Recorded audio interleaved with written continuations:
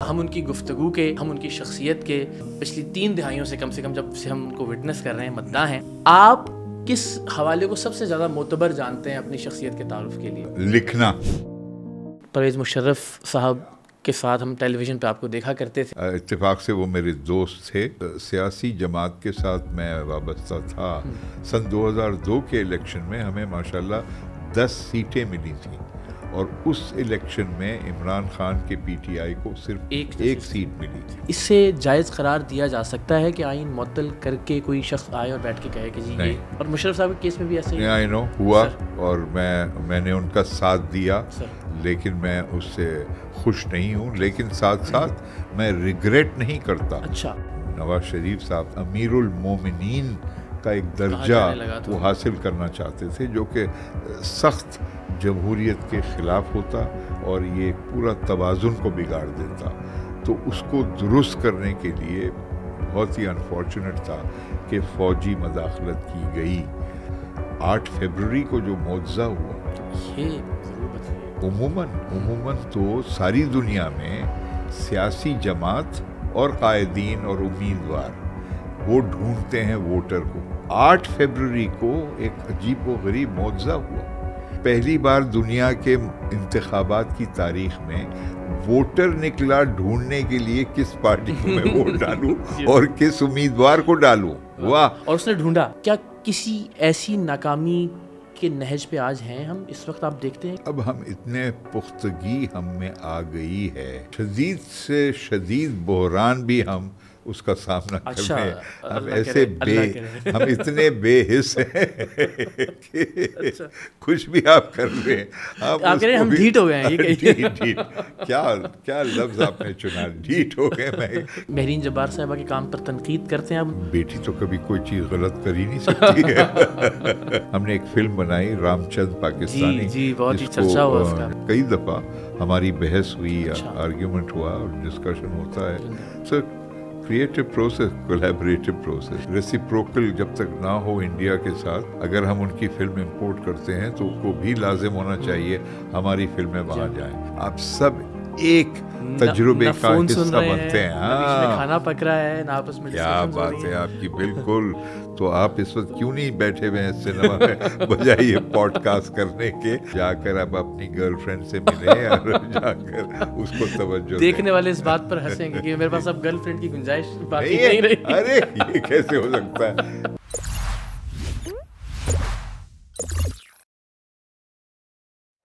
بسم اللہ الرحمن الرحیم. السلام علیکم، میں ہوں اقرار الحسن اور آپ دیکھ رہے ہیں ARY پوڈ کاسٹ. اور سچی بات یہ ہے کہ آج سے پہلے کسی بھی شخصیت کا تعارف کرواتے ہوئے میں اتنا نروس شاید نہیں ہوا ہوں گا. ہم ان کی گفتگو کے، ہم ان کی شخصیت کے پچھلی 3 دہائیوں سے کم جب سے ہم ان کو وٹنس کر رہے ہیں، مداح ہیں. لیکن ظاہر ان کے کام کے حوالے سے بطور مصنف، ٹیلی ویژن پر بطور سیاستدان، ایک ماہر ابلاغیات ہم نے ان کو دیکھا. لیکن کچھ اور پہلو جنہیں آج ہم چاہیں گے کہ آپ کے سامنے بھی، اور بہت سارے ایسے موضوعات کہ جن پر میں سمجھتا ہوں کہ آج شاید ان سے بہتر گفتگو کوئی اور نہیں کر سکتا. میں بہت شکر گزار ہوں جاوید جبار صاحب، آپ نے ہمیں وقت دیا. سر تھینک یو سو مچ، بہت بہت شکریہ. بسم اللہ الرحمن الرحیم. بہت شکریہ آپ کی دعوت کا، اور آپ نے جو کلمات فرمائے ہیں میں اس کا حقدار نہیں ہوں، بٹ اینی وے شکریہ. آپ کی بڑی نوازش. میں سر آپ جیسی شخصیات کو بہت کم ہم دیکھتے ہیں آج کے اس زمانے میں. ایسی شخصیات کہ جو اردو میں بھی اتنا ہی عبور رکھتی ہوں جتنی شاندار انگریزی میں بات کرتے ہیں. پھر ظاہر بہت ہی ہمہ جہتی شخصیت، ٹیلی ویژن، فلم، ظاہر ابلاغیات کے مختلف شعبے، پھر سیاست سے بھی قدرے تعلق رہا براہ راست، بالواسطہ اور بلا واسطہ. اور ظاہر ہے پھر بطور مصنف آپ کی اس پر گفتگو ہوگی. آپ کس حوالے کو سب سے زیادہ معتبر جانتے ہیں اپنی شخصیت کے تعارف کے لیے؟ لکھنا. جی، لکھنا، اور لکھنے کے لیے پڑھنا بہت ضروری ہوتا ہے. تو مجھے پڑھنا اور لکھنا میں سمجھتا ہوں کہ سب سے اہم پہلو رہے ہیں میری زندگی میں، اور آج بھی جاری ہیں. اور اس کے لیے میں مشکور ہوں میری والدہ صاحبہ کا، جنہوں نے شروع کیا اس پروسیس کو، میرے ذہن کے دروازے کھلوائے، اور میرے والد صاحب جنہوں نے پڑھنے پر بہت زور دیا. تو وہ جو لگن ہوئی لگ گئی لگن وہ آج تک ساتھ ہے. اور وہی وجہ ہے میں سمجھتا ہوں کہ مختلف اور جو پہلو ہیں زندگی کے ان کے بھی دروازے کھولنے میں پڑھنا اور لکھنا اس کی وجہ سے میں نے بہت کچھ پایا اور یہ بات آپ کے زیر نظر ہے کہ ظاہر ہے اب لکھنے کے حوالے سے آپ کا پیشن اپنی جگہ لیکن پڑھنے والوں کی تعداد بہرحال بتدریج کم ہوتی رہی ہے. تو یہ کہیں کوئی ایک فیکٹر کہ جو آپ کو روکتا ہو کہ ٹھیک ہے بہت زیادہ کام کرنے کی ضرورت نہیں ہے, یا آپ سمجھتے ہیں کہ بس آپ اپنے حصے کا کام کرتے چلے جائیں؟ جی بالکل, مجھے اس سے کوئی دلچسپی نہیں کہ کتنے لوگ پڑھتے ہیں نہیں پڑھتے. اصل مقصد ہے کہ خود لکھنا, اور اگر آج نہیں تو ہو سکتا ہے 200 سال کے بعد شاید کوئی غلطی کرے, وہ کاغذات نکال کر کہیں پڑھ لے. کسی بھی مصنف کا فرض ہے کہ جو وہ سوچتا ہے محسوس کرتا ہے وہ اسے محفوظ کرے. وہ ایک ذمہ داری ہے, ڈیوٹی ہے. ہاں, تو میں اس سینس میں لکھتا ہوں, لیکن لکھنے سے پھر سوچنے کا موقع ملتا ہے, کیونکہ ہر لفظ جب آپ لکھتے ہیں وہ خود ایک چیلنج ہوتا ہے کہ کیا یہ مناسب لفظ ہے اپنے تجربے کا اظہار کرنے کے لیے. لیکن میں صرف ایک بند کمرے میں بیٹھ کر لکھتا نہیں ہوں, بڑے عرصے سے باہر جا کر, گھر سے باہر, اپنے طے شدہ شعبے سے باہر جا کر رضاکار کام کے سلسلے میں دیگر شعبوں میں اور پورے 4 صوبوں میں, دیہات میں بالخصوص اور شہروں میں, اور بالکل مختلف لوگوں سے گفتگو کر کر, ان کو سن کر, ان کو دیکھ کر, اس سے بہت میں کچھ سیکھتا ہوں. کتابوں سے سیکھتا ہوں اور انسانوں سے سیکھتا ہوں, اور خاص طور پر ان کو سن کر. اپنی رائے دینا تو میں کر رہا ہوں اس وقت آپ پر, میں اپنی رائے مسلط کر رہا ہوں اور آپ جی ہاں کرتے جا رہے ہیں, لیکن سننے کا ایک بڑا لطف ہوتا ہے, ایک اور شخص کو سننا. اور میں چاہوں گا کہ میں آپ سے سوال کروں اور میں آپ سے پوچھوں. کسی وقت یہ نشست رکھ لیں گے ابھی کیوں نہیں. لیکن فی زمانہ آپ سمجھتے ہیں کہ یہی شاید بڑے مسائل میں سے ایک بات کہی نہیں گئی, بات سنی نہیں گئی, کہ لوگ شاید سننا اور سمجھنا چھوڑ چکے ہیں. یہ بہرحال مسائل کی ایک وجہ ہے آپ کے نزدیک؟ یس اینڈ نو. میں نہیں سمجھتا کہ یہ مکمل طور پر درست تاثر ہے. میں 2 مثال دینا چاہتا ہوں. ایک انگریزی زبان کی ایک فلم, اور دوسرا ہمارے ٹی وی ڈرامے. کیا تسلسل کے ساتھ لاکھوں لوگ ہر ہفتے طے شدہ وقت پر آ کر بیٹھیں گے, دیکھیں گے, سنیں گے, ایک کہانی کو فالو کریں گے. 1 ہفتہ, 2 ہفتے, 4 ہفتے, 2 مہینے, 3 مہینے, اور بے شک بیچ میں آپ چینل میں ماشاءاللہ اشتہارات کی وجہ سے سارا ڈسرپٹ کرتے جائیں گے. اس کے باوجود لوگ اپنی توجہ دیتے ہیں, قابل ہیں. دوسری بات, گزشتہ سال سن 2023-24 میں دنیا کی سب سے زیادہ آمدنی کمانے والی سنیما فلم, اس کا نام تھا اوپن ہائمر. یہ وہ سائنٹسٹ تھا جس نے بہت ہی زہریلا ہتھیار ایٹامک بام کو ڈیولپ کرنے میں 1940s میں کام کیا تھا. اوپن ہائمر. اس فلم کی مدت تھی صرف 3 گھنٹے. 3 گھنٹے بغیر انٹرول کے, کوئی اشتہار نہیں, اور لاکھوں کروڑوں لوگوں نے ساری دنیا میں دیکھ کر اس کو ٹاپ گروسنگ فلم بنا دی اس سال کی. $1 بلین سے زیادہ. تو یہ وہی لوگ ہیں جو بار بار سوشل میڈیا دیکھتے ہیں اور ہر 10 سیکنڈ ان کو کوئی نئی چیز چاہیے, کوئی نئی حرکت چاہیے, سنسیشن چاہیے. تو لوگوں میں وہ توجہ دینے کی قابلیت ابھی بھی ہے. اور میری کتابیں غلطی سے کچھ لوگ پڑھ لیتے ہیں. میری کتابیں تو کچھ نہیں ہیں, دوسری کتابیں, اتنی بہترین کتابیں دوسرے لوگ لکھتے ہیں اور وہ بھی بک رہی ہیں. تو میں سمجھتا ہوں کہ یہ جو سوشل میڈیا اور ٹیلی ویژن اور پوڈ کاسٹ وغیرہ کی وجہ سے یہ شاید ایک غلط تاثر پیدا ہوا ہے کہ مکمل طور پر پڑھنے والا بچہ پڑھنا، ہاں نہیں، بلکہ جبکہ ہے یہ صلاحیت موجود. اور بعض دفعہ تو مجھے بہت خوشی ہوتی ہے دیکھ کر بچوں میں یہ موجود ہے. بچے جب لائبریری میں جا کے بیٹھتے ہیں اسکولز کے باہر، وہی بچے جن کے ہاتھ میں سوشل میڈیا بھی ہے، تو وہ کیپیسٹی موجود ہے.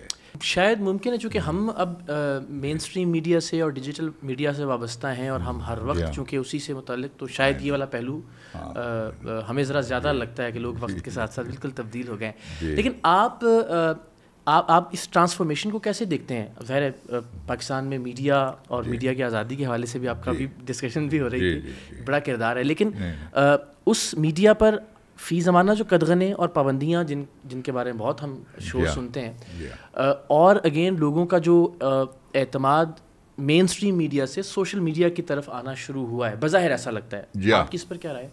نہیں، یہ ایک ناگزیر تبدیلی ہے. ٹیکنالوجی کے ساتھ ہمیشہ رجحان بدلتا ہے، تبدیل ہوتا ہے، لیکن کچھ بنیادی جو حصے ہیں ذرائع ابلاغ کے وہ مستقل رہتے ہیں. اب سوشل میڈیا میں بھی آخر متن لکھا جاتا ہے نا، پڑھنے بجائے کاغذ پر پڑھنے کے اب آپ سوشل میڈیا پر پڑھ رہے ہیں. اخبار جو کاغذ پہ چھپتا تھا اور ابھی بھی چھپتا ہے، اس کا ایک الیکٹرانک ورژن موجود ہے، تو وہ آپ پڑھتے ہیں اسکرین پر بجائے کاغذ پر پڑھنے کے. تو پڑھنا ایز سچ جاری ہے، لیکن وہ اس کے طریقہ کار میں تبدیلی آئی ہے، اور آرٹیفیشل انٹیلیجنس کی وجہ سے اور بھی بالکل نئے ممکنات پیدا ہو رہے ہیں. کس طرح یہ کانٹینٹ ہم ایبزارب کریں گے، چلتے پھرتے سنتے بھی ہم ایبزارب کرتے رہتے ہیں ویسے بھی، بٹ وتھ اے آئی ایک نئے فرنٹیئر کی طرف ہم جا رہے ہیں جس کا ابھی تک ہم نے تلاش نہیں کیا پورا، کیونکہ وہ خود ایجاد ہو رہا ہے، ہر روز نئی چیز ہو رہی ہے. تو میں اس سے مایوس کن نہیں ہوں. بڑی حد تک یہ ایک نیا چیلنج ہے انسان کے لیے اور انسانیت کے لیے کہ کس طرح اس کے مثبت پہلو ہم اپنائیں اور کوشش کریں کہ اس کے جو منفی پہلو ہیں ان کو اجاگر نہ کرنے کی موقع دیا جائے، بلکہ پازیٹیو جو اسپیکٹس ہیں سوشل میڈیا کی. ایک تو اس کا جو جمہوری پہلو ہے یہ ایک انقلابی پہلو ہے. پہلی بار انسان کی تاریخ میں ہر شخص کے پاس یہ اختیار آ گیا ہے کہ وہ میڈیا کے متن کو تشکیل دے سکتا ہے، کانٹینٹ کریٹ کر سکتا ہے، اور یہ پہلے کبھی نہیں تھا اتنے بڑے سطح پر. تو اتنی خوبصورت یہ ایک نئی کہانی ہے انسان کی تاریخ میں، اور یہ انسان کے لیے ایک چیلنج ہے کس طرح انسان اس کو استعمال کرے گا، بگاڑ کے لیے یا بہتری کے لیے. اور بڑی حد تک بہتری بھی اس میں موجود ہے. بہت اہم خبریں تبادل ہو رہے ہیں، تبادل ہوتے جاتے ہیں، ایکسچینج ہوتے ہیں، نئے اطلاعات، نئے حقائق جو پہلے شاید آپ کو مین اسٹریم میڈیا میں نہیں ملتے تھے. اور پھر ہر شخص کو ٹک ٹاک کے ذریعے یا انسٹاگرام کے ذریعے اپنی خاص مزاج کا اظہار، چاہے اس میں کچھ مزاحیہ پہلو ہو، سپرفیشل پہلو ہو، لیکن اس میں کچھ وزنی باتیں بھی آپ کو پہلی دفعہ ملتی ہیں، بڑے مختصر طور پر پہنچائی جاتی ہیں. تو اس کے بڑے مثبت پہلو بھی ہیں، اور ساتھ ساتھ جو کتابوں میں گہرائی، جو ایک مقابل کوئی اور ایسا ذرائع ابلاغ نہیں ہے کتاب جیسا، کیونکہ کتاب خاموشی کے ساتھ بغیر آپ جیسے ہینڈسم آدمی کے چہرے کو دیکھنے پر پابند کیے، اور میں تو ہینڈسم ہوئی نہیں، لیکن آپ جب کتاب پڑھتے ہیں تو سب سے اعلیٰ قسم کا ابلاغ ہوتا ہے، وہ لکھنے والے کا خیال اور پڑھنے والے کا ذہن، اور کوئی اس میں کسی کی آواز، کسی کا چہرہ، کوئی لائٹ، اور 3 کیمرہ مین بیٹھ کر دیکھ رہے ہیں، سن بھی رہے ہیں، کوشش کر رہے ہیں اپنی رائے نہ بھی دیں، یہ کوئی ڈسٹریکشن نہیں، یہ بہت اچھا پیور کمیونیکیشن. یہ میں اکثر اس پہ بات کرتا بھی ہوں کہ جب آپ وہ ریلز یا شارٹس یا ٹک ٹاک دیکھ رہے ہیں تو آپ کا جسم, آپ کا ذہن مکمل ایک اسٹریس کی حالت میں ہے. جو آپ نے ظاہر ہے اس میں آواز بھی ہے, اس میں ساؤنڈ بھی ہے, اس میں میوزک بھی ہے, اس میں ڈفرینٹ کریکٹرز بھی ہیں, اور پھر ظاہر ہر ایک منٹ کے بعد موضوع بھی تبدیل ہو رہا ہے, کبھی شاعری آ رہی ہے, کبھی آپ کے سامنے. تو کتاب تو بالکل آپ کے جسم کو, آپ کے ذہن کو بہت ایک ٹھہراؤ اور اس کیفیت میں لے جاتی ہے. تو خیر ذاتی تجربہ بھی ہے, یہ درست بات ہے. اچھا, ہمارا جو آپ سے تعارف تھا وہ 2002-2003 سے آنورڈ ٹیلی ویژن کے توسط سے ہونا شروع ہوا. ہم طالب علمی کے آخری زمانے میں تھے, ٹیلی ویژن نیا نیا آ رہا تھا. ہم نے ظاہر ہم چونکہ تقریر سے اور پبلک اسپیکنگ سے وابستہ پرائیویٹ ٹیلی ویژن, جی پرائیویٹ جی. تو ذرا وہ وقت ہمیں بتائیے. پرویز مشرف صاحب کے ساتھ ہم ٹیلی ویژن پہ آپ کو دیکھا کرتے تھے, وہ ذرا شیئر کیجیے دیکھنے والوں. جی نہیں, یہ عجیب اتفاق ہے کہ ایک فوجی شخصیت جس کو نارملی ہم عامر کہتے ہیں, ڈکٹیٹر کہتے ہیں, اتفاق سے وہ میرے دوست تھے, اور دوستی ہی صرف بنیاد نہیں تھی ہمارے دلچسپی کی مشترکہ طور پر سیاست میں, بٹ جب انہوں نے پھر یہ ایسا واقعہ ہوا ان کے ساتھ, ایک عجیب و غریب واقعہ کہ وہ طیارے میں ہیں, چیف آف آرمی اسٹاف ہیں, چیئرمین جوائنٹ چیفز ہیں, اور سڈنلی ان کو برطرف کر دیا جاتا ہے. تو اس وقت جو تبدیلی آئی پاکستان میں, اور فوج کے سربراہوں نے خود سوچا بغیر ان سے کانٹیکٹ کیے کہ یہ بڑی زیادتی ہے اور یہ قابل قبول نہیں ہے. تو اس وقت پھر ایک نیا مرحلہ شروع ہوا ان کے ساتھ دوستی کا, کیونکہ انہوں نے پھر دعوت دی مجھے ان کے کابینہ میں شامل ہونے کی, اور وہ پھر ایک اور رشتہ بنتا ہے. لیکن ایک بات پر وہ اور ہم ہمیشہ شروع ہی سے اتفاق کرتے تھے کہ آزادی اظہار کے لیے نجی شعبے میں ٹی وی اور ریڈیو چینلز کو ہونا چاہیے. ٹھیک ہے, کیونکہ انہیں علم تھا کہ 1997 میں فاروق لغاری صاحب, صدر فاروق لغاری اور وزیر اعظم ملک معراج خالد کی کابینہ میں جب میں تھا وزیر, تو ہم نے ایک قانون اس وقت لکھا تھا اور اس کو آرڈیننس کی شکل میں نافذ کیا تھا, جس کے ذریعے پہلی بار پاکستان میں 1997 میں ٹی وی چینل اور ریڈیو چینل نجی شعبے کے اسٹیبلش ہو سکتے تھے. لیکن ہمیں بڑی مایوسی ہوئی کہ جب منتخب حکومت آئی نواز شریف صاحب, جمہوری حکومت جو جمہوری منتخب حکومت, اس نے ان آرڈیننسز کو نہیں مستقل شکل دی, تو ان کو لیپس ہونے دیا, رد ہو گئے وہ. تو جنرل مشرف کو وہ یاد تھا, اور انہوں نے کہا کہ آپ وہ قانون جو آپ نے لکھا تھا آپ لے کر آئیے کابینہ میں, ہم اس کی منظوری دیں گے تاکہ یہ ایک نیا ایک چیپٹر کا آغاز ہوگا پاکستان کے ذرائع ابلاغ کی تاریخ. یعنی آزادی اظہار رائے کا جو قانون کی شکل میں ٹی وی نافذ العمل ہوا, وہ ایک ڈکٹیٹر نے, سو کالڈ ڈکٹیٹر نے, جی ہاں, یعنی سو کالڈ میں اس لیے کہتا ہوں کہ ایک سول سیاسی بیک گراؤنڈ کوئی شکل تو بن چکی تھی ظاہر ہے. نہیں, وہ شخصیات بھی عامر ہوتے ہیں, مانے ایسے شخصیات جو سیاسی ہوتے ہیں اور جو منتخب ہو کر آتے ہیں, ان کا مزاج بڑا عامرانہ ہوتا ہے, اور وہ ڈیسائیڈ کرتے ہیں کہ کیا ہوگا اور کیا نہیں ہوگا, تو وہ بھی عامر ہوتے ہیں. یہ فوجی عامر تھے, لیکن ان کا مزاج جمہوری تھا. اور آپ اس بات سے بھی اندازہ لگائیں کہ سن 2002 میں جس وقت میں نے استعفیٰ دے دیا تھا ان کی کابینہ سے, کیونکہ کچھ اختلافات ہمارے تھے پالیسی کے بارے میں, یہ یاد رہے کہ جو انتخابات ہوئے تو اس میں سب سے زیادہ ووٹ شیئر پیپلز پارٹی کا بنا, پی ایم ایل کیو کا نہیں بنا, جو ان کے ساتھ حمایت کرتی تھی, جس کو کہا جاتا تھا, جس سے کیا اندازہ ہوتا ہے کہ کوئی دھاندلی نہیں کی گئی, کوشش نہیں کی گئی کہ یہ دکھایا جائے کہ جی ان کے ساتھ جو پارٹی ہے اسے سب سے زیادہ ووٹ ملے ہیں. انہوں نے شفاف الیکشن کو ممکن بنایا. تو اس دور میں آزادی اظہار بھی شروع ہو گیا تھا ٹی وی اور ریڈیو پر, اور اس سے پھر بالکل ایک نیا ماحول پیدا ہوا, چاہے ARY کے ذریعے, جیو کے ذریعے, دیگر اور چینلز کے ذریعے, اور اس میں پھر عوام کو ایک موقع تھا چوز کرنے کا، خود فیصلہ کرنے کا کہ میں اس چینل کو دیکھ سکتا ہوں یا اس چینل کو دیکھنا پسند کرتا ہوں. جی یہ درست فرمایا آپ نے. 2002 کے الیکشنز کے حوالے سے آپ سے بصد احترام اس کی شفافیت پر اختلاف کے حوالے سے، کیونکہ ریفرینڈم بھی ہم نے دیکھا جو مشرف ریفرینڈم بہت بڑی غلطی، اس میں تو میں نے بھی 4 بار ووٹ ڈالا تھا شغل ماشاءاللہ.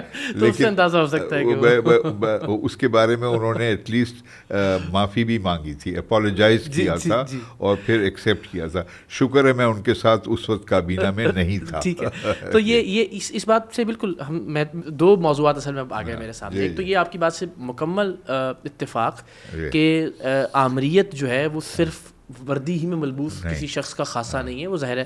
اور بدقسمتی یہ ہے کہ ہمارے یہاں 40 برسوں سے ایک پارٹی پر ایک شخصیت کے مسلط ہونے کو ہم جمہوری سمجھتے ہیں. اس پر آگے چل کے ذرا میں ضرور بات کروں گا. آپ نے جمہوریتوں کے حوالے سے، دنیا کی جمہوریتوں کے حوالے سے بھی کچھ کہا. لیکن یہ جو 2002 سے آن ورڈز، اور ہم ظاہر ٹیلی ویژن پاکستان کے جو پرائیویٹ ٹیلی ویژن ہے اس کا کریڈٹ مشرف صاحب کا کریڈٹ ہے. اور اس زمانے میں ہم سب امید سے ہیں اور جواب دے، اور ہمارے یہاں کاشف بھائی اور سب لوگ بہت کھل کر گفتگو کی. لیکن اختتام کار پھر انہوں نے ہی پابندیاں لگائیں. پھر ہم نے دیکھا کہ کامران خان صاحب ٹیلی ویژن پر آئے اور انہوں نے کہا کہ جی معذرت، ہم آج کا شو نہیں کر پائیں گے ان قدغنوں کی وجہ سے. 5 ہفتے کا اظہر صاحب، وہ صرف 5 ہفتے کا دورہ مدت تھی جب انہوں نے بہت بڑی غلطی کی. سن 2007 میں وہ چیف جسٹس افتخار چودھری کو ڈسمس کیا. اس کے بعد وہ لائر موومنٹ شروع ہوئی. تو نومبر میں آ کر انہوں نے یہ بہت بڑی غلطی کی، میڈیا پر پابندی لگانے کی اور کوشش کی آئین کے کچھ حصوں کو وائلیٹ کیا جائے، سسپینڈ کیا جائے. وہ بہت ہی غلط حرکتیں تھیں. اس وقت تک تو وہ بھٹک چکے تھے، کیونکہ وہ اسی کے وجہ سے تو میں نے استعفیٰ دیا تھا. میں نے کہا تھا کہ آپ صرف 3 سال رہیں وہاں، کیونکہ سپریم کورٹ نے ان کو 3 سال کا وقت دیا تھا. لیکن پہلے سے یہ مجھے احساس ہو گیا تھا کہ یہ نہیں رسپیکٹ کریں گے. اور چیف آف آرمی اسٹاف ہوتے ہوئے وہ صدر کے انتخابات میں حصہ لینا چاہتے تھے، جس کے خلاف میں نے کھلے عام ڈان میں ہو دیگر، اور وہاں پر میں نے لکھا اور میں نے کہا this is a dark night for the nation, we should never allow this, کہ ایک serving officer should seek election as president of Pakistan. تو انفارچونیٹ تھا، لیکن انہوں نے کئی بڑی مثبت باتیں بھی کیں. علاوہ میڈیا کے کئی اور بھی ان کے بڑے پروگریسو تھے ایکشنز. مثلا ہم نے ایک اور پروگرام، ایک اور نیا قانون دیا تھا. جنرل تنویر نقوی کو اس کا کریڈٹ جاتا ہے، نیشنل ریکنسٹرکشن بیورو کے وہ چیئرمین تھے. اور الٹیمیٹلی جنرل مشرف کو، کہ بلدیاتی نظام یعنی کہ مقامی حکومتوں کا ایک بالکل نیا نظام، جہاں پہ اقتدار صحیح معنوں میں لوکل سطح پر ناظم کے پاس گیا، بجائے اس کے کہ صرف ڈپٹی کمشنر کے پاس ہو، تاکہ عام شہری براہ راست اپنے منتخب شخص سے بات کر سکیں اور اس کے پاس اختیارات ہوں. اس وقت حال یہ ہے کہ مرکز بن گئے ہیں یہ کوئٹہ، کراچی، لاہور اور پشاور، بجائے اس کے کہ ہر ضلع میں اور ہر شہر میں، ہر محلے میں ایک شہری کو اختیار ہو کہ وہ اپنے ہی پڑوسی ایریا کے لوکل نمائندے سے گفتگو کر سکے اور اس کو احتساب کے لیے سامنے لا سکے. ساری مرکز تھا پہلے اسلام آباد، اب وہ مرکز بن گیا ہے کراچی، کوئٹہ، لاہور اور پشاور. تو اینی وے، تو وہ ایک بہت ہی ترقی پسند قانون تھا. اور عورتوں کے لیے، خواتین کے لیے نشستیں پہلی بار 17% صوبائی اسمبلیز میں، قومی اسمبلی میں اور سینٹ میں، اور مقامی حکومتوں میں 33% نشست صرف خواتین کے لیے. تو وہ بھی اس دور میں ہوا. تو اٹس ویری آئرونک کہ ایسے دور میں جہاں ایک فوجی حکمرانی تھی، کچھ بہت مثبت باتیں بھی ہوئیں جن بڑی حد تک سول حکومتوں نے اس کو ریٹین کیا آج تک. علاوہ یہ لوکل گورنمنٹ کے وہ انہوں نے اس پر کام نہیں کیا، لیکن آزادی یہ جو ہے ٹی وی چینلز کی ایٹ لیسٹ وہ تو جاری رہی، اور خواتین کے لیے نشستیں بھی جاری پھر ایسا کیا ہوا کہ ظاہر ہے میں سمجھتا ہوں کہ شاید کوئی بھی سیاسی جماعت، کوئی بھی سیاسی رہنما آپ جیسی شخصیت سے مستفید ہونا چاہے گا، آپ نے اس کے بعد کیوں مناسب نہیں سمجھا کہ کوئی ایسا کردار، کوئی ایسا رول کہ جو پالیسی میکنگ سے متعلق ہو، پالیسیز لکھنے سے متعلق ہو، یہ پھر کیوں؟ کیونکہ جس سیاسی جماعت کے ساتھ میں وابستہ تھا اس کابینہ میں شامل ہونے سے پہلے، وہ تھی ایک نئی پارٹی ہم نے بنائی تھی کالڈ ملت پارٹی، جس کا میں سیکرٹری جنرل تھا، اور سابق صدر فاروق لغاری اس ملت پارٹی کے صدر تھے۔ سن 2002 کے الیکشن میں ہمیں ماشاءاللہ 10 سیٹیں ملی تھیں، اور اس الیکشن میں عمران خان کے پی ٹی آئی کو صرف ایک سیٹ ملی، اور ہماری سیٹیں ملنے میں کوئی دھاندلی نہیں تھی، اور اتحادیوں کے ساتھ ہماری 16 سیٹیں تھیں۔ لیکن سانحہ یہ ہوا کہ صدر فاروق لغاری نے بغیر صحیح مشورہ کیے منمانی فیصلہ کر لیا کہ ملت پارٹی کو ضم کر دیا جائے گا پی ایم ایل کیو میں، تو میں اس سے اتفاق نہیں کرتا تھا، اور یہاں پر ایک عجیب و غریب حال تھا، عموماً ایک شخص پارٹی چھوڑتا ہے، یہاں پر پوری پارٹی نے ایک شخص کو چھوڑ کر ایک اور پارٹی میں چلے گئے، کیونکہ اس پارٹی کا نام، اس پارٹی کے آئین کو لکھنے، پارٹی کا نام میں نے تجویز کیا تھا، اور پارٹی کے آئین کو لکھنے میں اور منشور کو لکھنے میں بھی تھوڑا کچھ میرا کام، تو جب پارٹی نے یہ صدمہ، یہ جو میں نے کہا کہ اب یہ نہیں، تو بہتر یہ ہے کہ سیاست میں نہ رہوں میں، لیکن سیاسی کام جاری رکھوں، اور وہ سیاسی کام کیا ہوتا ہے؟ ترقیاتی کام، رضاکار کام، لکھنا، بولنا، غیر ضروری طور پر بولنا جیسے میں اس وقت بول رہا ہوں، پوڈ کاسٹ میں آنا، نوجوانوں کو گمراہ کن کرنا، جس کے لیے میں بہت کین ہوتا ہوں، میں جاتا ہوں اسکولز میں، کالجز میں، یونیورسٹیز میں، تو آئیڈیاز شیئر کرتے ہیں، تو وہ بھی سیاسی کام کو آگے بڑھانے کا ایک طریقہ ہے۔ صرف ووٹ مانگنا نہیں طریقہ ہوتا ہے، کئی اور طریقے ہوتے ہیں، کسی منصب پر ہونا ہی ظاہر ضروری نہیں ہے، سیاسی تعلیم فراہم کرنا، سوچ کے طرف ان کو اجاگر کرنا، نئے آئیڈیاز دینا، اور ممکن ان کو بتانا کہ یہ بھی ممکن ہے in your life and what you could do. میں چاہوں گا ایک بار ایک مرتبہ ہم پھر دوبارہ یہ مشرف صاحب والی گفتگو کر کے، اور پھر آج کے زمانے کی ہم اس پہ بات کریں۔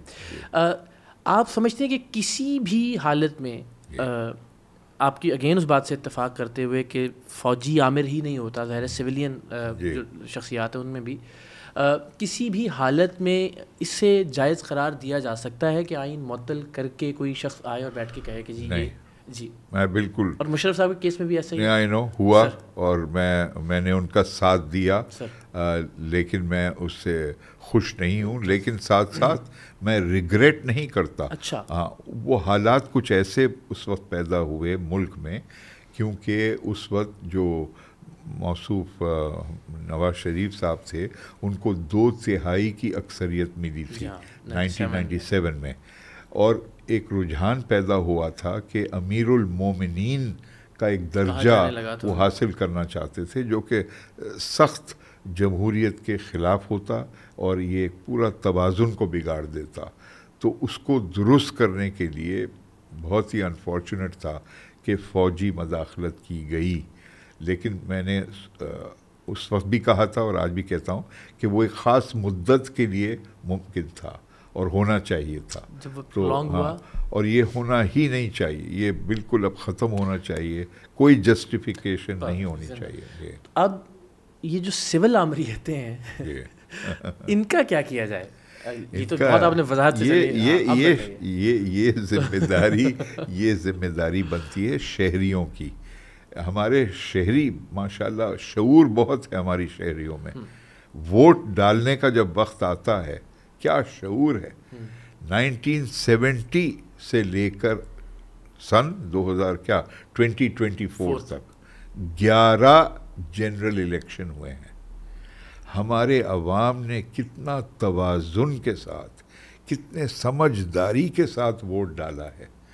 کبھی بھی انہوں نے انتہا پسند سیاسی جماعتوں کو ووٹ نہیں دیا، چاہے وہ مذہبی سیاسی جماعتیں ہوں یا چاہے وہ غیر مذہبی سیاسی جماعتیں ہوں. انتہا پسندی کو انہوں نے کبھی نہیں پسند کیا. ہمیشہ میانہ روائی یعنی کہ moderate, balanced, centre of the ideological spectrum جسے کہتے ہیں، نہ ایکسٹریم لیفٹ نہ ایکسٹریم رائٹ. تو ایک تو بہت ماڈریٹ قسم کا مزاج.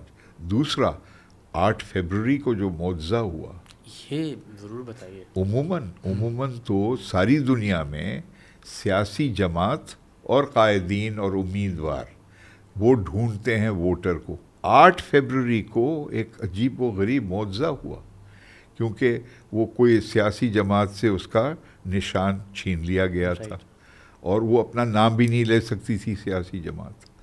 تو پہلی بار دنیا کے انتخابات کی تاریخ میں ووٹر نکلا ڈھونڈنے کے لیے کس پارٹی کو میں ووٹ ڈالوں اور کس امیدوار کو ڈالوں. واہ. اور اس نے ڈھونڈا، اور نہ صرف ڈھونڈا بلکہ آزاد امیدواروں کو سیاسی جماعتوں سے زیادہ ووٹ پائیں. یعنی کہ پی ٹی آئی کے آزاد امیدواروں کو 18 ملین ووٹ ملے، پی ایم ایل این کو ملے 14 ملین ووٹ اور پیپلز پارٹی کو ملے 8 ملین ووٹ. یہ ہے پاکستانی ووٹر اور عوام کے شعور، سیاسی شعور. تو ذمہ داری آپ نے پوچھا کون، یہ ذمہ داری بنتی ہے شہری کی.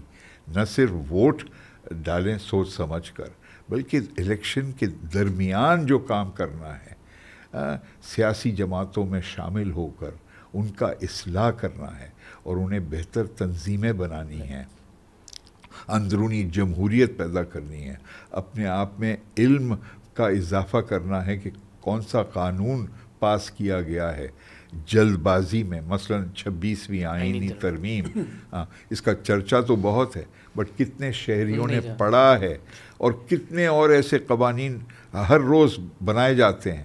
تو آج کا دور ایسا ہے کہ قائدین سے زیادہ اہم شہریوں کا رول ہے، اور شہری خود اپنے آپ کو متحد کریں، اپنا علم میں اضافہ کریں، اپنے متحد ہوں، آرگنائز خود اپنے آپ کو کریں. اور یہ بہت ہی خواب والی بات ہے کہ یہ کب ہوگا، کیسے ہوگا، لیکن یہ بھی ممکن ہے کیونکہ دنیا کی تاریخ میں ایسے معجزے ہوتے رہے ہیں. عوام نے بعض دفعہ کچھ ایسے حیران کن فیصلے کیے ہیں اور اپنا ارادہ دکھایا ہے. ایک معجزہ پاکستان جیسا ممکن بنایا ہے اور اس کو توڑا بھی ہے اور پھر اس کو دوبارہ تشکیل نو بھی دیا ہے. 1971 کے بعد پاکستان کا نام محفوظ رکھا ہے. وہ ایسا پاکستان جہاں اکثریت نے رد کر دیا تھا پاکستان کے نام کو بھی اور ریاست کو بھی جب مشرقی پاکستان الگ ہوا. یہ کبھی دنیا کی تاریخ میں نہیں ہوا تھا کہ اکثریت چھوڑ کر چلی جائے اپنے ہی ریاست کو. لیکن آپ جیسے غافل اور مجھ جیسے غافلوں نے مل کر عہد کیا اور پھر کہ اتنا خوبصورت نام پاکستان، اس کو محفوظ رکھنا ہے، اسے دوبارہ بنانا ہے، اور باوجود ہمارے ساری حماقتوں کے اس کا کوئی نعم البدل نہیں ہے جنوبی ایشیا میں یا دنیا میں پاکستان جیسی جگہ کا. تو یہ معجزہ ہم نے ممکن بنایا ہے. تو یہی عوام کی ذمہ داری بنتی ہے کہ کس طرح اصلاح کی جائے. یہ ہے بڑا مشکل کام، آسانی سے نہیں ہوگا. آئندہ 20 30 50 سال لگیں گے، 100 سال لگیں گے، لیکن یہ ایک طریقہ کار ہے ایولیوشن کا، ارتقاء کا.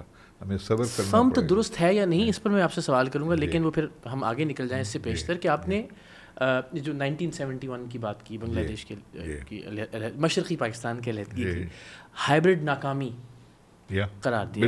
بالکل. کیا کسی ایسی ناکامی کے نہج پہ آج ہیں ہم اس وقت؟ آپ دیکھتے ہیں کسی ایسی صورتحال کو؟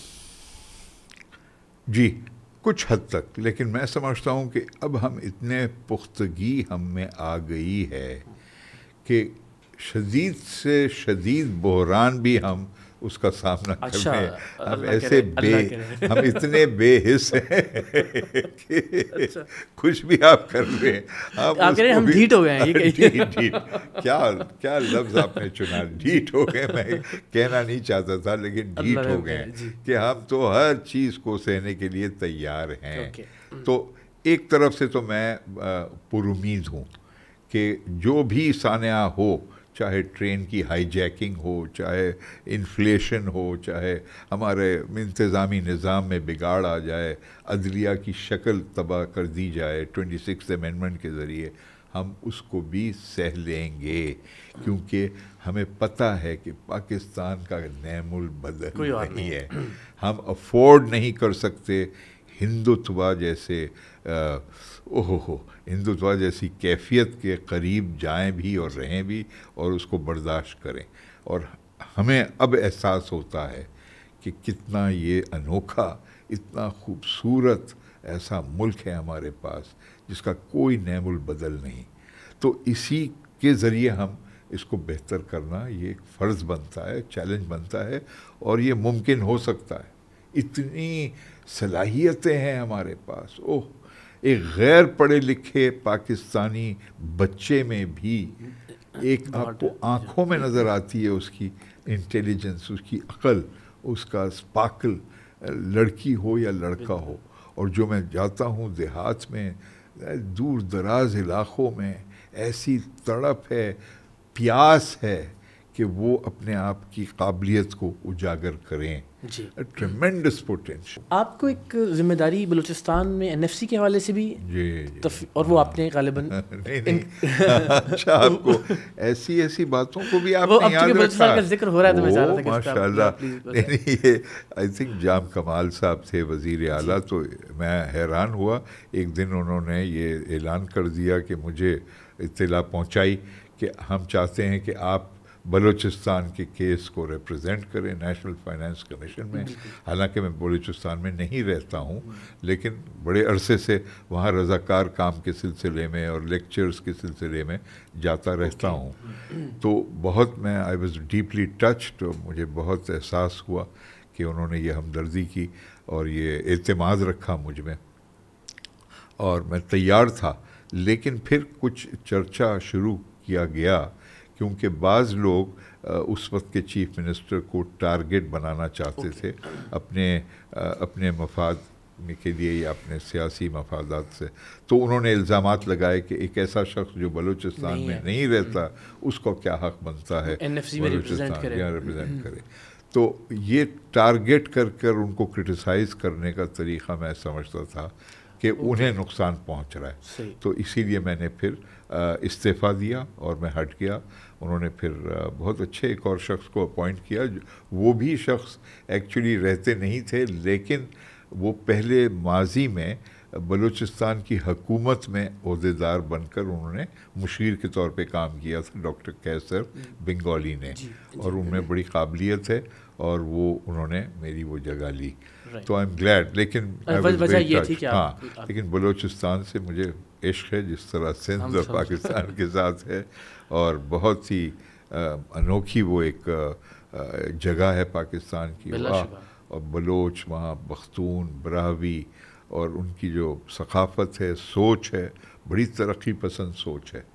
باوجود اس کے کہ ہم سمجھتے ہیں کہ وہاں تو قبائلی ہیں اور سردار ہیں, تعلیم کا بٹ وہ نہیں بٹ بہت روشن خیالی بھی ہے. ویری ڈفرینٹ کائنڈ آف شاندار لوگ ہیں. اگین پاکستان کی سیاست, حالیہ سیاست, سیاسی جماعتوں, کوئی ایک سیاسی جماعت جسے آپ جمہوری سمجھتے ہیں فی زمانہ؟ ایک ایسی جماعت جس کے ساتھ نظریاتی طور پر میرا کوئی اتفاق نہیں, جی میں جانتا, لیکن میں بہت احترام کرتا ہوں اس کا, جماعت اسلامی. واہ واہ واہ, کیا بات ہے. اگر کوئی صحیح معنوں میں اندرونی جمہوریت پر عمل کرتی ہے وہ ہے جماعت اسلامی, جہاں پر میرے علم کے مطابق امیدوار, سب سے خوبصورت بات کہ امیدوار کو اجازت نہیں ہے کہ وہ خود اپنی کینوسنگ کرے اور کہے جی میں تیسمار خان ہوں اسی لیے مجھے آپ ووٹ دیں، بلکہ ان کے جو ساتھی ہیں، رفقا ہیں، وہ فیصلہ کرتے ہیں کہ یہ ہم اس شخص کو ہم منتخب کریں گے، اس نے باقی میں کام کیا ہے اپنے جماعت کے لیے یا اپنے عوام کے لیے. تو یہ ایک سب سے اچھی بات ہے. دوسری بات کہ بغیر کسی تاخیر کے ملتوی کر کے الیکشن پابندی سے کیے جاتے ہیں. بٹ نظریاتی طور پر ماشاءاللہ یونیورسٹی کے وقت سے لے کر ان کے ساتھ ہمارا آپ نے مارے کھائی ان سے یونیورسٹی کے زمانے میں. ہاں شاندار شکست. ہمیں تو خیر اسلامی کالج لائنز میں بڑی جی ہاں اسلامی جمعیت طلباء سے. لیکن کیا جماعت اسلامی اس میں دوسری کوئی رائے نہیں کہ جمہوری اعتبار سے بہترین ماڈل، کیا ایسی کوئی جماعت پاکستان کے سیاسی اور جمہوری مسائل کا حل ہے؟ ہاں جی بڑی حد تک، لیکن سیاسی جماعتوں کو بڑا چیلنج ہے کہ اپنی قابلیت مختلف شعبوں میں پالیسیز بنانے کے بارے میں اس میں بہت بہتری لانے کی ضرورت ہے، گنجائش ہے، مہارت میں اضافے کی، مطالعہ کرنے کی، جائزہ لینے کی. سائنٹیفک سبجیکٹس ہوں، اکانومی ہو، آرگنائزیشن ہو، گورننس ہو، دفاع ہو، نیوکلیئر ویپنز ہو، فارن پالیسی ہو، ڈپلومسی ہو، ان سب موضوعات پر صرف الیکشن کے وقت منشور شائع کر کے اپنی ذمہ داری پوری نہیں کر سکتی، کیونکہ دنیا بہت پیچیدہ ہے اور علم میں اتنی تیز تر تبدیلی آ رہی ہے، اور بین الاقوامی سطح پر جیو پولیٹیکل چینج اتنے گہرائی اور پیچیدگی کا ظاہر ہو رہے ہیں کہ اس پر کانسٹنٹلی اسٹڈی کی ضرورت ہے، سوچ کی، تحقیق کی. تو جب تک کہ ہر سیاسی جماعت کی ایک مستقل، جسے کہتے ہیں تحقیقاتی سینٹر نہ ہو، مرکز نہ ہو، اور تھنک ٹینک، لوگ تھنک ٹینک کہتے ہیں، تھنک ٹینک، اور وہ بھی سیریس تھنک ٹینک، اور وقتاً فوقتاً ریگولرلی پبلش کرے پیپرز بتانے کے لیے کہ یہ پالیسی بہتر ہوگی بنسبت جو حکومت کر رہی ہے، اور یہ وجوہات ہیں کہ ہم کہہ رہے ہیں یہ بہتر ہوگا. چاہے وہ بلدیاتی نظام ہو، 4 صوبوں کا ایک دوسرے سے رشتہ ہو، پانی کی تقسیم ہو، آبادی میں اضافہ ہو، سو مینی سبجیکٹس. ہم دیکھتے ہیں کہ صرف ہر 4 سال 5 سال جب الیکشن ہوتا ہے تو منشور تیار ہو جاتا ہے، منشور میں لکھا جاتا ہے. لیکن منشور لکھنا ایک اور چیز ہے، اور روز مرہ طور پر اس بہت ہی تیزی سے تبدیل ہونے والی دنیا میں مہارت رکھنا، اور اس مہارت کو پھر تربیت دینا، ٹریننگ، لیڈرشپ، نہ صرف مقبولیت کے لیے، ووٹ لینے والی مقبولیت نہیں، بلکہ ذمہ داری پوری کرنے کے لیے. منسٹری کیسے چلاتے ہیں، ادارے کیسے چلاتے ہیں، مینجمنٹ کیپیسٹی. تو all of that political party should develop. تو it's a very serious challenge. تو بعض پارٹی شاید سوچتی ہوں کہ کریں، نظر نہیں آتا. اس سلسلے میں بس یہ آخری سوال، پھر ہم فلم، ٹیلی ویژن اور ڈرامہ کی طرف کچھ بات کریں گے. آپ بھی جس پارٹی کا ذکر کر رہے تھے، مسلم لیگ قائد اعظم، ہم نے دیکھا کہ تب کہا گیا کہ جی 20 مرتبہ ہم پرویز مشرف صاحب کو وردی میں منتخب کروائیں گے پرویز الہی صاحب کی طرف سے. پھر ہم نے دیکھا کہ حال ہی میں وہ اینٹی اسٹیبلشمنٹ سمبل بن گئے پاکستان تحریک انصاف کے ساتھ کھڑا ہو کے.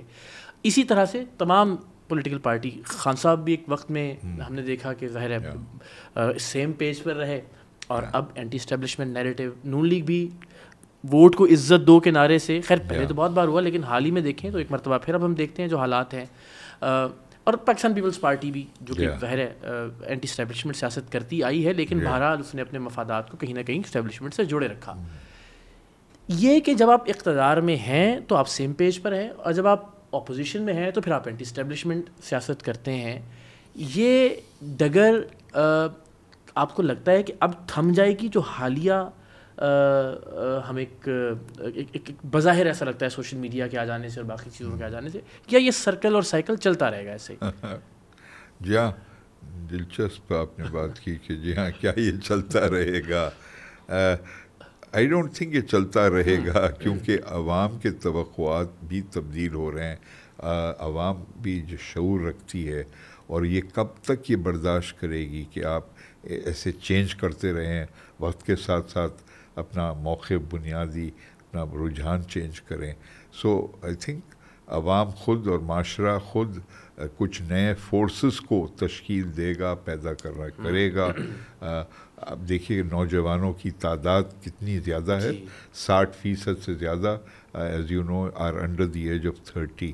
تو ان کی کیا سیاسی سوچ بنے گی، اور کیا وہ سیاست میں حصہ لیں گے پوری طرح، کیا ووٹ ڈالیں گے.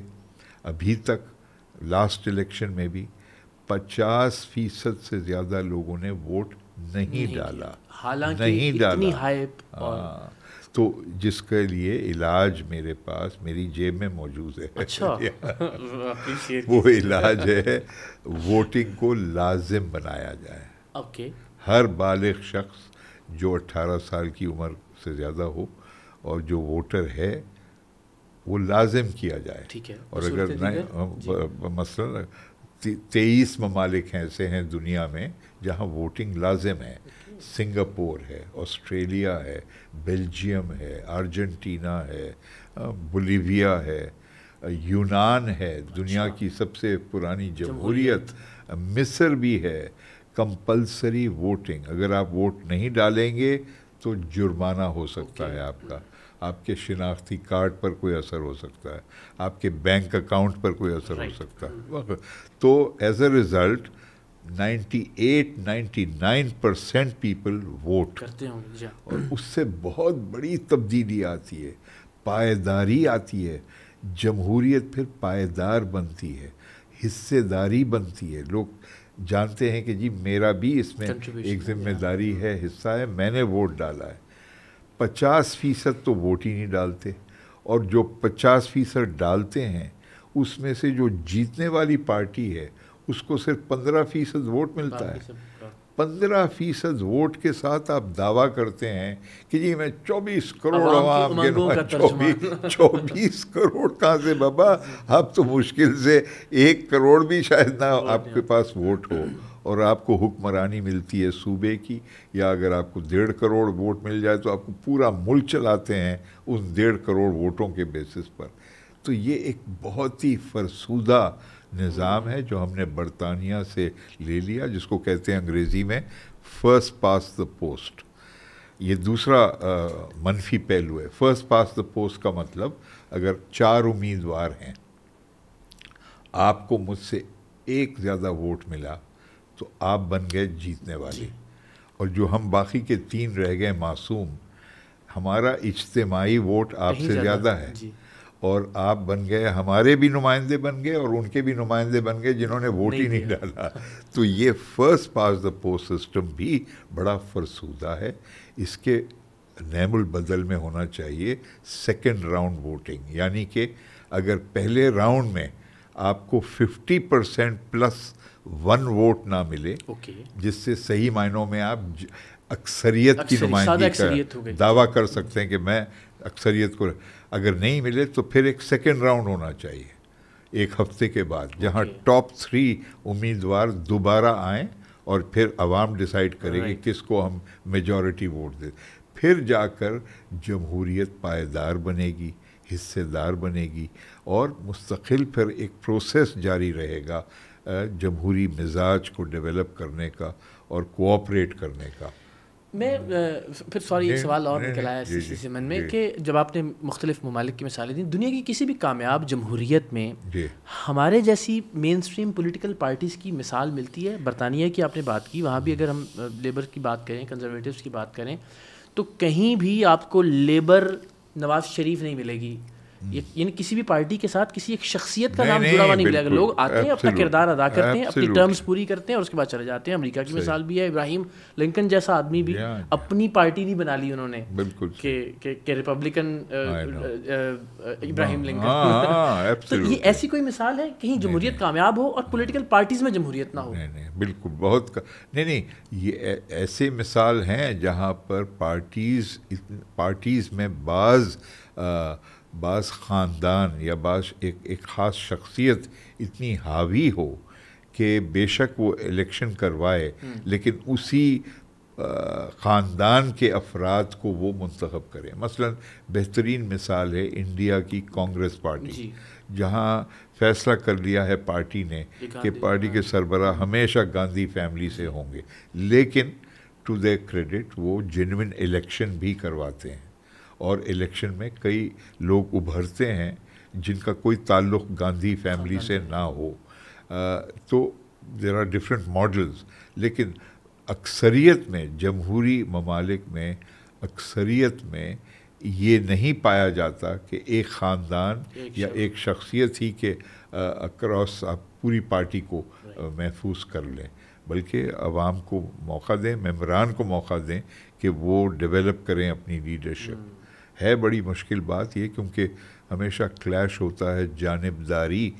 اسی لیے میری ناچیز رائے میں جہاں جمہوریت بہت ہی بہترین طریقہ کار ہے اور سب سے عمدہ ہے نظام کا, لیکن جمہوریت کا ایک منفی پہلو ہے جانبداری, اور جانبداری ہے زہر جمہوریت کی, کیونکہ اتنی زیادہ جانبداری ہو جاتی ہے شدید کہ لوگ پارٹی کو ترجیح دیتے ہیں بجائے ملک کے مفاد کو, کہ کیونکہ میری پارٹی یہ کہہ رہی ہے میں پارٹی کے لیے یہ کروں گا, بے شک اس میں ملک کا نقصان ہو یا نہ ہو. تو دس از اے کانٹرڈکشن, یہ تضاد ہے جس کو ریزالو کرنے کی ضرورت ہے. سو بہتر ماڈل تو ہے, شاید پرفیکٹ ماڈل نہیں ہے وہ ابھی یہ اس پر خیر گھنٹوں اور بات ہو سکتی ہے, لیکن میں چاہتا ہوں اب تھوڑا سا ہم ہلکے پھلکے انداز میں اس کا اختتام کریں. آپ کا آج کل کا ٹیلی ویژن, آج کل کے ڈرامے, کچھ ٹرانسمیشنز, یہ دیکھنے کا اتفاق ہوتا ہے؟ جی ہاں, یہ خاص طور پہ جب میری بیٹی صاحبہ بناتی ہے کوئی پلے, مہرین جبار ان کا نام ہے, تو of course I C T V please regularly, لیکن بعض دفعہ جی ہاں کبھی کبھی غلطی کرتا ہوں دیکھنے کی. لیکن جی ٹیلی ویژن از ویری وائویشیس, ماشاء اللہ بہت ٹیلنٹ ہے ہمارے پاس, some very good work being done, very nice. میرا تعلق اس سے بھی ہے نا ایک رضاکار کام کے سلسلے میں ناپا کے ساتھ. ناپا کا نام آپ جانتے ہیں, تو ناپا ایک ایسا ادارہ ہے جس نے بہت ٹیلنٹ کو پروڈیوس کیا ہے, اداکار بھی, ہدایت کار بھی, میوزک فیلڈ میں بھی. تو بعض لوگوں نے ٹیلی ویژن میں جا کر بہت اچھا کام بھی کیا ہے. Fawad Khan is a very good example, جی ہاں, and he is a very good example. But directors like Sunil Shankar نے, اب وہ مائگریٹ کر گئے آسٹریلیا, لیکن NAPA has produce some very fine talent جس نے جا کر کام کیا ہے ٹیلی ویژن پر. بٹ جنرلی میں سمجھتا ہوں کہ ٹیلی ویژن میں ایڈورٹائزنگ کا بہت زیادہ غیر صحت مندانہ ایک اثر پیدا ہو گیا ہے.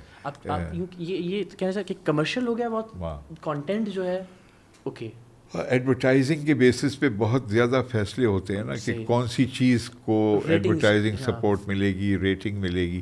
جبکہ میری رائے میں ہمیشہ میڈیا کا کچھ حصہ محض پبلک سروس ہونا چاہیے.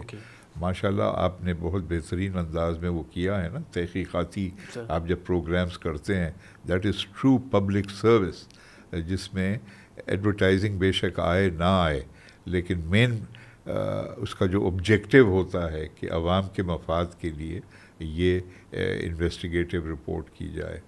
تو there are some very good things that are happening on Pakistani television and some negative things. اور مہرین جبار صاحبہ کے کام پر تنقید کرتے ہیں آپ ان کے سامنے بیٹھ کر؟ جی ہوتی ہے گفتگو؟ جی جہاں ضرورت ہو, مانے بیٹی تو کبھی کوئی چیز غلط کر ہی نہیں سکتی ہے.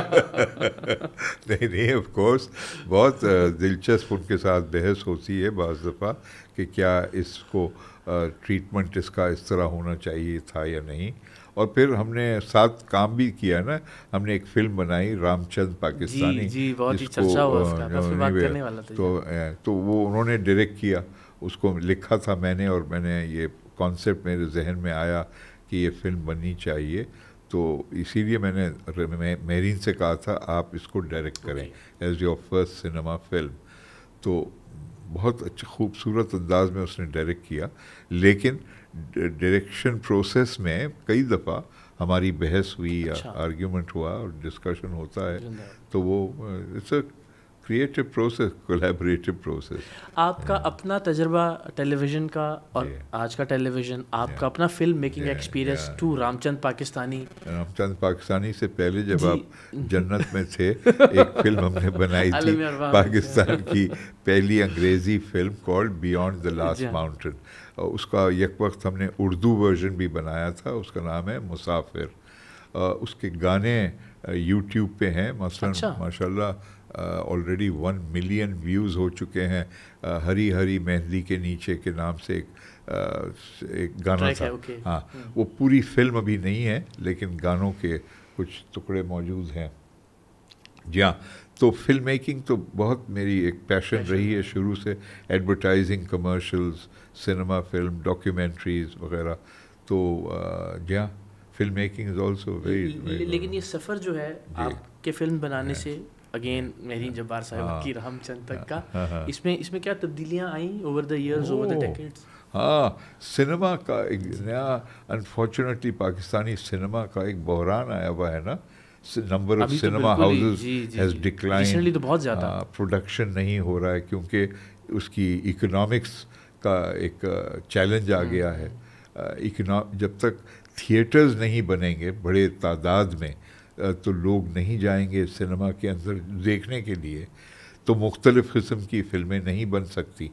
And that is the only way to encourage theatre. مثلاً پابند ہونا چاہیے قانونی طور پر کہ اگر کوئی شاپنگ مال بن رہا ہے یا کہیں مرکز بن رہا ہے تو ایک سنیما گھر ہر 1 لاکھ آبادی یا 5 لاکھ آبادی کے لیے ایک سنیما گھر ہو.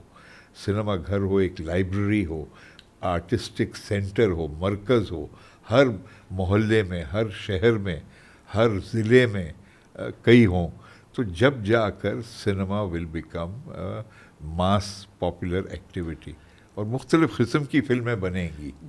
لیکن اس میں یہ بہرحال اس کو بھی دخل تو ہے کہ اتنی بڑی انویسٹمنٹ جب سینما مالکان کرتے ہیں اس کے بعد ہم نہیں جانتے کہ آج کیا پالیسی ہوگی اور پھر کل کیا پالیسی ہوگی. بھارتی فلمیں ان کی اجازت ہوگی یا نہیں ہوگی، پاکستان کے سینما میں کیا پابندی، یہ بھی تو ایک. جی ہاں، دیٹ از ٹرو.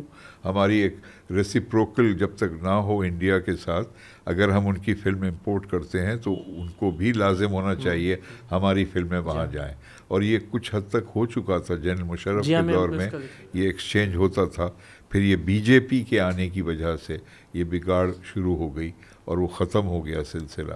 لیکن جب ریزالو ہوگا تو ایک بڑا اہم یہ فیصلہ ہو سکتا ہے. آپ کی اس چیلنج پر نظر ہے یہ جو نیٹ فلکس اور پرائم ٹی وی، تو آپ سمجھتے ہیں کہ کسی طرح سے سینما کا متبادل یا یہ ہے اور اس کی وجہ سے سینما بزنس؟ جی ہاں، بالکل آپ صحیح کہہ رہے ہیں. کچھ حد تک یہ متبادل ہو چکا ہے، لیکن اسی دنیا میں جہاں نیٹ فلکس بہت مقبول ہے مغربی دنیا میں، فرانس جیسی جگہ میں، فرانس میں اس وقت سنیما کا ایک نیا رجحان دوبارہ پیدا ہوا ہے. People are going back to the cinemas. ہاں، تو یہ نہیں ضروری کہ کیونکہ نیٹ فلکس آ گیا ہے لہٰذا سنیما کا اپنا، سنیما کی اپنی میجک ہے.